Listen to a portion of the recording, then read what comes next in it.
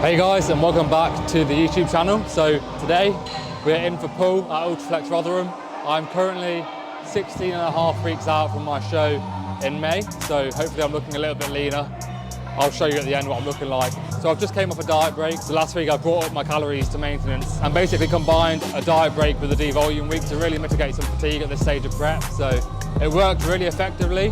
I'm feeling pretty fresh to go again for the next 16 and a half weeks. And yeah, it worked really well. So I am looking a lot fuller this week. I'll show you that at the end of today's session, but yeah, we've got another 14 and a half weeks to push it for condition now. And then we'll hopefully have a 2-week linear low going into the first show. So weight is currently at 159 pounds. So we're down around 12, 13 pounds on the whole. I think I've probably got around another 15 to 20 more pounds to come off. It's quite hard to say because I've never been in stage condition before, but I know that I'm carrying a lot more muscle than I did last time I got lean. So it's difficult to tell, but from my eye and what I'm seeing in the physique right now, I think there's around 15 to 20 pounds to come off. I know that'll come in quite quickly, so yeah, around 15 to 20 pounds to come off. Cardio has now been added in, so I've got 20 minutes of list cardio on rest days. Food is pretty low, so I'm at 300 carb on training days and 200 carb on rest days, so around 2.3k calories on training days and 2k calories on rest days, but it's not really an issue at this point. I'm not struggling at all with hunger. I think that will come with time. Towards the end of the diet, I imagine it will start to get very hard when I'm a lot leaner, but for now, it's pretty smooth sailing. Been a very smooth prep so far. Not really any issues apart from me and Lawrence got evicted last week, so we have to move out of our flat in the next couple of months. We didn't get evicted for any bad reason. The owners just want the flat back, so we're moving to Sheffield in a couple of months, which is a bit of an external stress, but I'm managing it quite well. But anyway, I'm rambling, so let's get into the session. Pull session today. We'll start with a single arm pull down.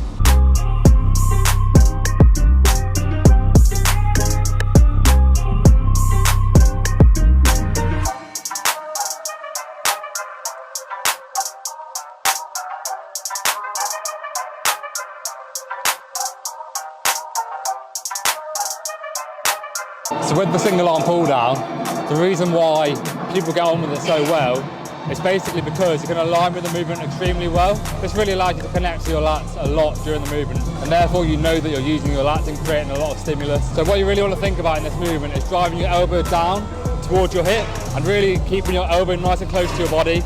Your upper arms will be tucking in to the side of your rib cage at the bottom of every rep. And I also want you to think about, in the stretch, allowing your upper arm to go across your chest. I'll just make sure your lats go into its full length and position in the stretch, and then think about driving down towards your hip. You'll see a lot of people also bend to the side like this, use a bit of lateral spinal flexion. The reason why they're doing that is to make sure they can line up their shoulder with their hip in order for you to cue directly downwards into your hip. If you're sat upright like this, you can't cue down into your hip because obviously your shoulder is wider than your hip. So a slight bit of lateral spinal flexion or bend to the side will allow you to line up even better and therefore drive right into the side of your hip.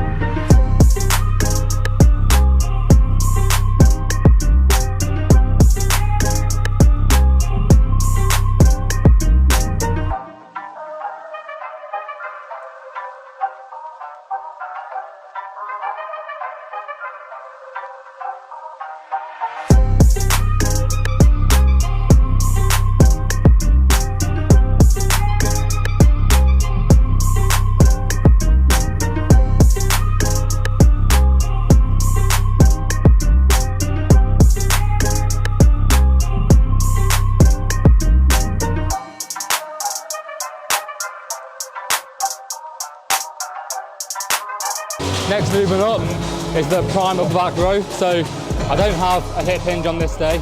I hip hinge on my second pull day. This is all just chest supported back work. Try and manage lower back fatigue throughout the week. So this is basically the main movement of today. Really focusing on the rhomboids and traps here. Really focusing on getting lots of scapular protraction in the stretch and lots of scapular retraction in the contraction.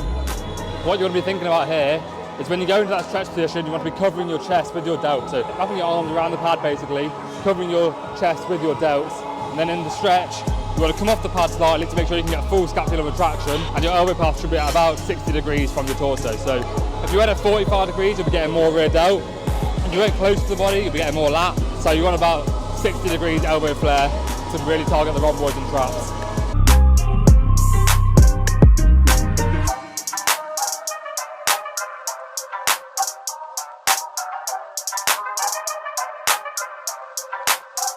So with every pulling movement that I do, I utilise straps.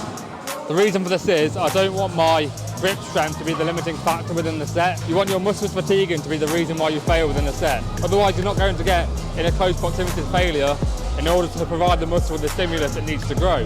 So you don't want your grip failing before you can get to those hard reps at the end of the set. Otherwise you wouldn't be creating that stimulus that you need for the muscles to grow. So use straps on every pulling movement just to make sure that you are reaching true muscular failure rather than your grip giving out.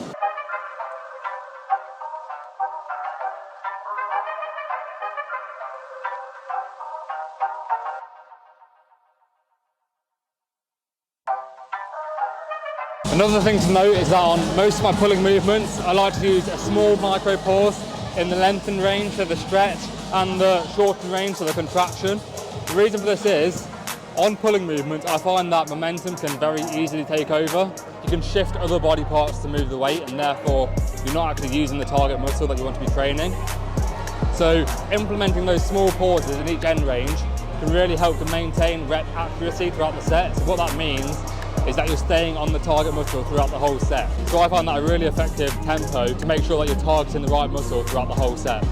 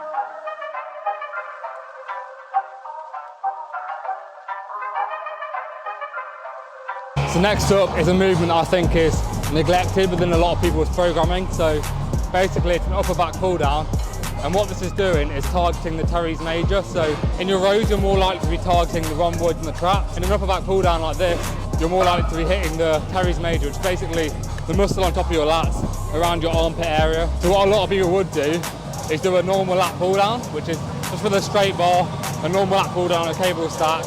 And people think that they're targeting their lats with that movement, but really it's going to be targeting a lot more upper back because of where the elbow path is and the amount of scapular movement you're getting. So on this, it's very similar.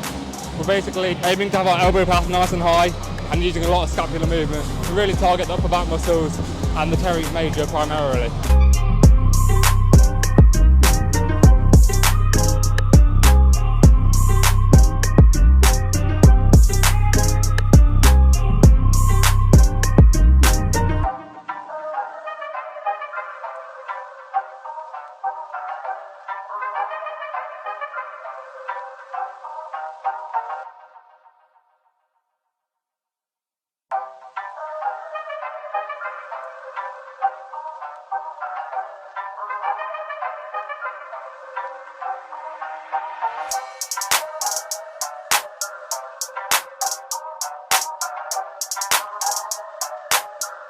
So we're now on to the isolation work. So I've got reverse pec deck, rear delt fly, and 2 bicep curls to do now. So reverse pec deck fly isn't actually that ideal for targeting the rear delt because the path of motion for your elbow is pretty much directly horizontal. And to really target the rear delt, you want more of a 45-degree elbow path. So it's not ideal for targeting the rear delt, but for me, I get a better connection with this compared to a cable rear delt fly. So I just simply use this because it works better for me. So you don't always have to go with the most optimal option. Usually whatever feels the best and whatever you connect with the best is probably going to be the best option for you. So go with that most of the time.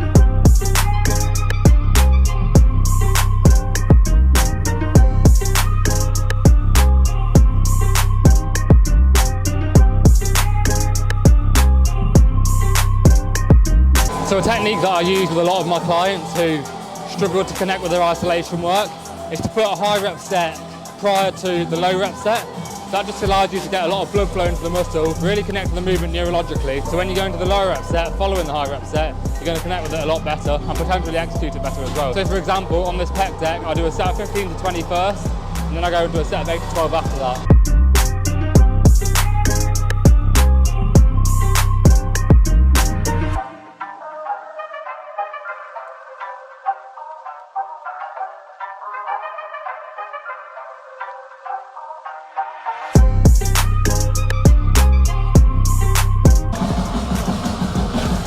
Come on then. Get in the rhythm, mate, get in the rhythm.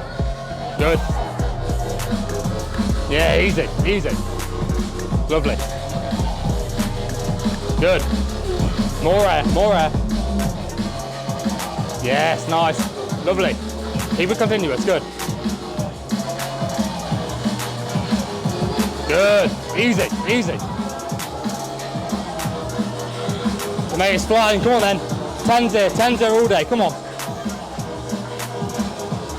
Good, stay tight. Come on then. Here we go. Here we go. Oh yeah, oh yeah. Stay tight. Drive. Yes, good. And another. Here we go.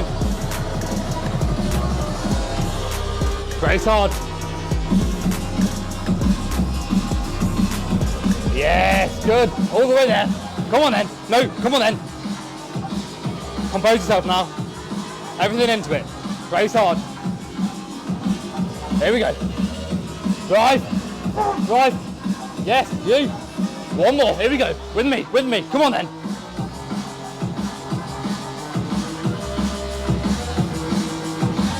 Stay controlled, stay controlled.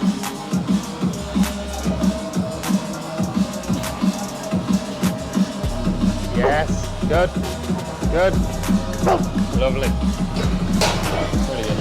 So that was one of my clients, Callum, with that hack squat set, a really good set to be honest. I'm trying to teach him a lot about how important bracing and breathing is, especially in these big compound lifts. If you're not bracing and breathing effectively, you can't take the set to 2 failures. So I've been with Callum for about 4 weeks now, and he's in a dieting phase, so we're basically doing a bit of a priming phase before going into a long-term surplus, and he's doing really well to be honest. He's down about 10 pounds and he's still progressing all of his lifts really well, so it's going well. And for his age, he trained really well, a lot better than I trained when I was 16. So yeah, I'm really happy with how he's doing at the moment. So next up, we'll go on to the prime for each curl, then we'll finish with an incline dumbbell curl and some abs, and then we'll go into some posing after that.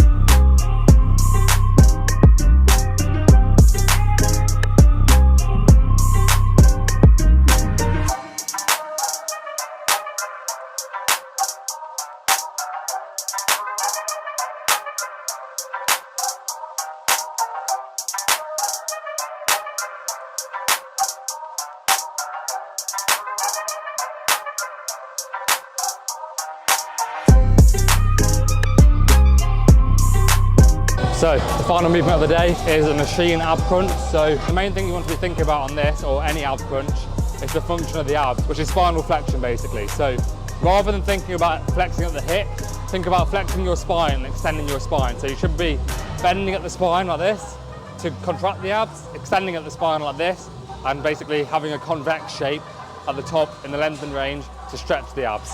Some cues I like to think about on this are, firstly, to get spinal flexion is shoulders to hips, and then to get spinal extension I think about pushing my chest out, and that allows me to then extend the spine.